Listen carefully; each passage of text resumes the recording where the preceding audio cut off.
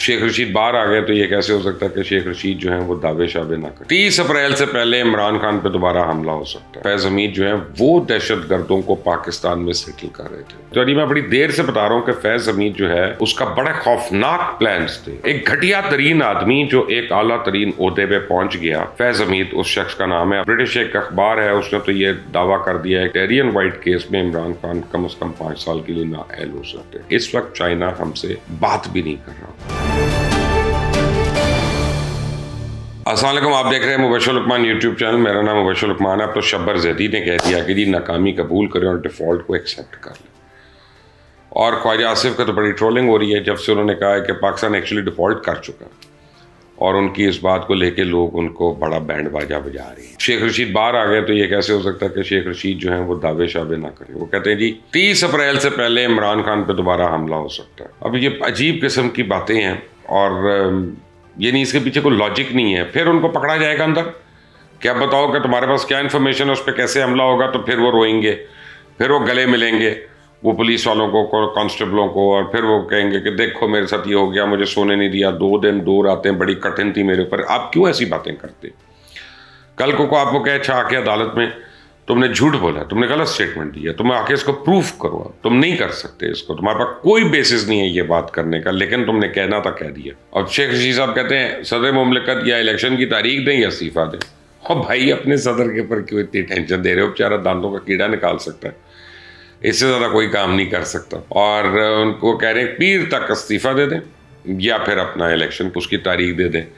اور اب تو دیکھو جی مریم نواز نے بھی کہہ دیا کہ یہ ہماری حکومت نہیں ہے، وہ بھی پتلی گلی سے نکل گئی، کنی کترا کے نکل گئی۔ انسانی حقوق کے جو ہمارے وزیر ہیں، وفاقی وزیر ریاض پیرزادہ، انہوں نے کہہ دیا کہ جی وہ سابق D G I S I general Faiz Hameed جو ہیں وہ دہشت گردوں کو پاکستان میں سیٹل کر رہے تھے، اور وہ ٹی ٹی پی والوں کو پاکستان میں لا رہے تھے۔ اور میں بڑی دیر سے بتا رہا ہوں کہ فیض حمید جو ہے اس کا بڑے خوفناک پلانز تھے، بہت ہی خوفناک اس کے عزائم تھے، اور وہ ایسا ایک ناسور ہے اس نے کہ ہمارے سوسائٹی میں مختلف طبقوں میں فیض حمید جو ہے مختلف جگہوں پہ جا کے پھیلا ہوا تھا، اور ایک وہ کالے ناگ کی طرح پھن پھیلا کے وہ ہر ایک کو ڈس رہا تھا، ڈنگ رہا تھا۔ خاص طور پہ اس ملک کو اس نے بڑے ڈسا ہے، اور اس ملک کو اس نے بہت ڈنگ ماری ہے، اور عمران خان نے اس کو اتنا طاقتور بنا دیا تھا، اتنا طاقتور بنا دیا تھا کہ وہ عمران خان کے لیے ہر جائز ناجائز باتیں اس کی پوری کراتا تھا، اس کی پولیٹیکل اپوزیشن کو ختم کراتا تھا، اس کی 2 نمبریوں کو ختم کرواتا تھا، ان کو چھپاتا تھا،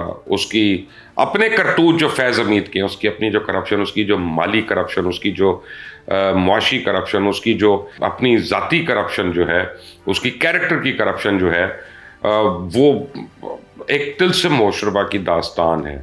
اور ایک گھٹیا ترین آدمی جو ایک اعلیٰ ترین عہدے پہ پہنچ گیا، فیض حمید اس شخص کا نام ہے۔ اب تو ریاض پیرزادہ نے کہہ دیا کہ دہشت گردوں کو پاکستان میں لانے والا پاکستان کا ہمدرد کیسے ہو سکتا ہے؟ تو پاکستان کا دشمن ہے، وہ تو انڈیا کے ہاتھ بٹا رہا ہے، وہ تو ان کے ہاتھ اسٹرانگ کر رہا ہے، کیونکہ ٹی ٹی پی کے پیچھے تو ہندوستان ہے، انڈیا ہے، اجیت ڈیول ہے۔ لیکن اب پتہ چلتا ہے کہ اجیت ڈیول کے ساتھ ساتھ فیض حمید بھی ٹی ٹی پی کا خیر خواہ ہے۔ اینی وے، ریاض پیرزادہ صاحب یہ بھی کہتے ہیں کہ جی آرمی چیف پہ آرٹیکل 16 لگنا چاہیے، کہ ایک دفعہ آپ نے لگا دیا تو پھر ایک نیا پنڈورا باکس کھل جائے گا۔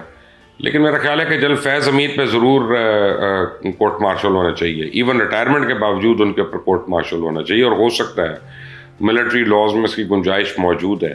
فیض حمید نے نہ صرف افواج پاکستان، نہ صرف آئی ایس آئی پاکستان، بلکہ حکومت پاکستان، ریاست پاکستان کو جتنا نقصان پہنچایا، اتنا شاید پچھلے کچھ عرصے میں کسی شخص سے نہیں پہنچایا۔ اور ان کے کارنامے جو ہیں وہ ایکٹریسز سے لے کے ناچنے والیاں، گانے والیاں، سب کو ان کے کارنامے جو ہیں وہ زبانی یاد ہیں، بڑی آ کے گواہیاں دیں گی اگر ایک دفعہ یہ انکوائری کھلے گی تو۔ اور بلکہ میں تو سمجھتا ہوں کہ ان کے گھر والوں کو بھی پتہ چلے تو وہاں پہ بھی اس کو جوتیاں پڑنی چاہیے اس شخص کو۔ اینی وے، وہ جو چیف الیکشن کمیشن ہے وہ کہتے ہیں کہ جی کوئی افواہ ایسی نہیں ہے کہ جسے میں استعفیٰ دے رہا ہوں، نہ میرا کوئی ممبر استعفیٰ دے رہا ہے۔ جن لوگوں کی خواہش ہے کہ میں استعفیٰ دے دوں، وہ اپنی خواہشات کو لے کے سو جائے، کیونکہ میں نے تو استعفیٰ نہیں دینا، نہ ہی میرے کو ممبرز استعفیٰ دے رہے ہیں۔ تو اس سے وہ جو باتیں گردش کری تھیں کہ اسلام آباد میں استعفیٰ آ رہا ہے، کوئی سینئر لیول کا استعفیٰ آ رہا ہے، وہ ساری کی ساری باتیں خود ہی دم توڑ جائیں گی۔ اب برٹش ایک اخبار ہے، اس نے تو یہ دعویٰ کر دیا ہے کہ جی ٹیرین وائٹ کیس میں عمران خان کم از کم 5 سال کے لیے نااہل ہو سکتے ہیں۔ اب اس نے کس بیسس پہ کہا؟ اوبیسلی وہ کیس کو دیکھ رہا ہوگا، اس کو فالو کر رہا ہوگا، وہ دیکھ رہا ہوگا کہ جو نئے ایویڈنس آئے ہیں کورٹ کے اندر اور جو سبمٹ ہوئے ہیں، اور جس طرح سے عمران خان تڑپ رہا ہے وہاں پہ کہ کسی طرح وہ کیس کو نہ ہیئرنگ کی جائے اس کی، کیونکہ ہمیشہ اس کا یہی رہا۔ فورن فنڈنگ کا کیس آپ دیکھیں 8 سال وہ یہی کہتا رہا ہماری ہیئرنگ نہ کرو، پھر وہ کہتا تھا نہیں اچھا ساروں کی ایک ساتھ کرو، جی ہماری کیوں کر رہے ہو سر؟ بھئی یہ کیا بات ہے، تمہارا کیس آیا ہے تو باقی ساروں کی کیسے ہو سکتی ہے؟ لیکن بہرحال اب عمران خان کا وہ کہتا ہے کہ جی برٹش جو یہ ٹیلی ویژن اس کا کہنا ہے کہ 2 بیٹوں کو اس نے ظاہر کیا اپنے گوشواروں میں، بیٹی کو اپنی ظاہر نہیں کیا، اور بیٹی ہے اس کی، اور بقول ان کا بھی اب یہی کلیم ہے کہ وہ عمران خان کی بیٹی، عمران خان کرے سو وہاں پہ، وہ تو لنڈن کو ہم سب سے بہتر جانتا ہے، وہ تو ویسٹ کو ہم سب سے بہتر جانتا ہے، وہ تو ان کے قانونی نظام کو ہم سے بہتر جانتا ہے، ایک دفعہ پہلے بھی کیس جیت چکا ہے، وہ ایئن بوتھم سے اور ایک اور سے اس نے وہ کیس کیا تھا اور وہ بھی جیتا تھا وہاں پہ، تو عمران خان کے ہیں سارے، اور پھر اپنی پارٹی میں اس کے وہاں پہ کیسز بھی ہیں، یعنی کنگ کاؤنسل بھی ہیں اس کے پاس، وہاں پہ بیرسٹرز بھی ہیں، سب کچھ ہے اس کی پارٹی میں، تو اس کو تو کوئی مسئلہ ہی نہیں، کرے کیس اب اس کے اوپر ذرا ہم بھی دیکھیں کہ جس طرح دعویٰ کر رہے ہیں۔ لیکن اس وقت نجم سیٹھی بڑا صاحب تنقید ہوئے ہیں، اور خاص طور پہ خواجہ آصف جو ہیں وہ ان کو بڑا رگڑا لگا رہے ہیں۔ غالباً نجم سیٹھی صاحب نے کوئی ٹویٹ کی ہے، اور میں نے دیکھی نہیں ہے وہ ٹویٹ، مجھے پتہ نہیں ہے اس کا، لیکن انہوں نے ان سے منسوب یہ کیا جا رہا ہے کہ انہوں نے کہا ہے کہ جی پی ایس ایل حرام ہے اور پولیس اسٹیبلشمنٹ حلال ہے، یعنی دہشت گردوں کے لیے۔ تو میرا نہیں خیال، میرا یہ خیال ہے کہ نجم سیٹھی صاحب کی ایک جو پہلے کی ٹویٹ ہے جو میں نے دیکھی تھی وہ یہ تھی، ٹی ٹی پی جو ہے وہ سیکیورٹی اہلکاروں کو ٹارگٹ کرنا چاہ رہی ہے، یہ انہوں نے اپنے کسی ہینڈ آؤٹ میں یا انفارمیشن میں یہ بات ریلیز کی ہے، تو اس وجہ سے ان کا کہنا ہے کہ پی ایس ایل کو کوئی خطرہ نہیں اور پی ایس ایل محفوظ ہے، یعنی بیسیکلی اپنے پلیئرز کو بتا رہے ہیں، جو انٹرنیشنل پلیئرز ہیں ان کو بتا رہے ہیں، جو کامنٹیٹرز ہیں ان کو بتا رہے ہیں۔ میرا خیال ہے کہ ایک کانفیڈنس بلڈنگ میجر ہے، اور اس کو اسی طرح سے ایکسیپٹ کرنا چاہیے، اس میں یہ نہیں وہ کہہ رہے کہ خدا نخواستہ یار وہ حلال ہے یا وہ حرام ہے، اس طرح یہ غلط بات ہے۔ خواجہ آصف کو بھی کیئرفل ہونا چاہیے اس طرح کے فوری طور پہ، آپ اگر اس چیز کو ہائی لائٹ آپ کرنا شروع ہو جائے، فرض کریں انہوں نے کہہ دیا، بالفرض مجھے نہیں پتا، لیکن فرض کریں انہوں نے ایسے کو بات کی ہے تو اس کو ہائی لائٹ نہ کریں، آپ الگ سے ان کو بلائیں اور بات کریں اور کہیں کہ پارٹنر یہ بات صحیح نہیں ہے، تم اس طرح سے تم غلط بدنام کر رہے ہو پاکستان کو۔ تو جب آپ ہائی لائٹ کرتے ہیں تو وہ پوری دنیا میں اس کا ایک زور ہوتا ہے، اس کا شور ہوتا ہے، اور وہ سب کچھ ہوتا ہے۔ لیکن کل رات کو میری بات ہوئی ہے اسحاق ڈار صاحب سے، اور اس میں آیا یہ ہوا کہ ابھی آئی ایم ایف جو ہے وہ تو بڑا زور لگا رہی تھی کہ 832 ارب کے ٹیکسز لگانے چاہیے، اور یہ جو اتنی لمبی بحث ہوئی ہے اس نے پاکستانی حکام نے ان کو یہ کنونس کیا کہ نہیں بھائی اپنے یہ 131 بلین سے زیادہ ہم نہیں لگا سکتے، یا جتنا بھی انہوں نے لگایا، یہ 800 کو چھوڑ دیں اور یہ 850 کا فگر چھوڑ دیں، ہم مر جائیں گے، سارے مر جائیں گے، نہ رہے گا بانس نہ بجے گی بانسی، تو پلیز آپ ذرا صبر کریں۔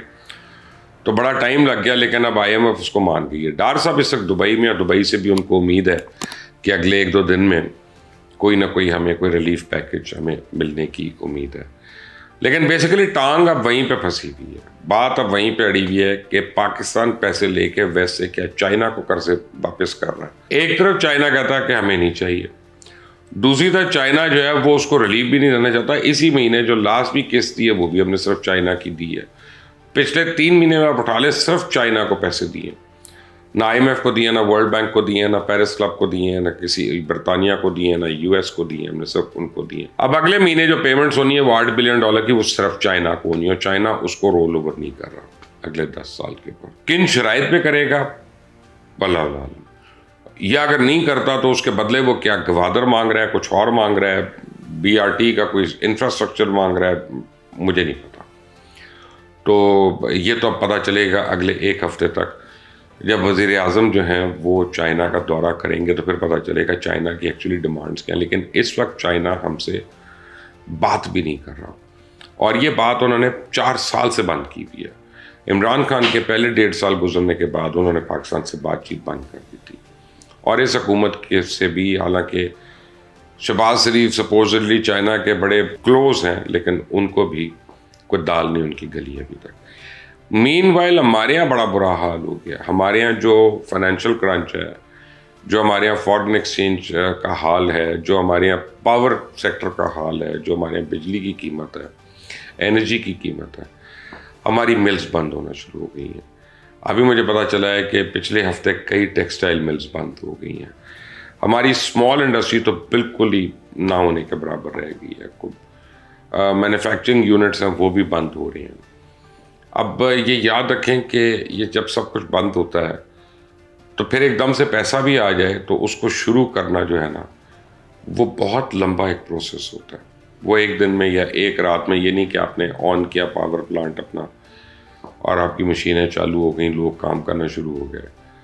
It takes a very long and a very painful process. اور پھر جو آپ کے بائرز ہیں آگے وہ تو نہیں آپ کے انتظار میں بیٹھیں گے اتنی دیر. وہ تو بنگلہ دیش, انڈیا, کہیں اور پہ وہ منہ ماریں گے کہ بھئی ہمیں تو یہ چاہیے, کپڑے چاہیے, ہمیں تو یہ چیزیں چاہیے جو ہم نے بنوانی ہے.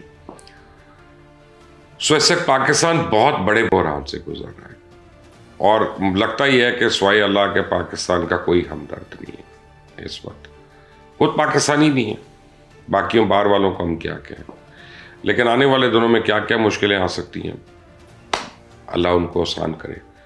لیکن کیا کیا امپورٹنٹ خبریں ہوں گی یہ آپ کو کل بتاؤں گا. تب تک کے لیے مجھے اجازت دیں, لیکن اس چینل کو سبسکرائب کریے گا, بیل آئیکن کو پریس کریے گا تاکہ مزید اپڈیٹس ہیں وہ آپ کو ملتی رہیں. اللہ حافظ.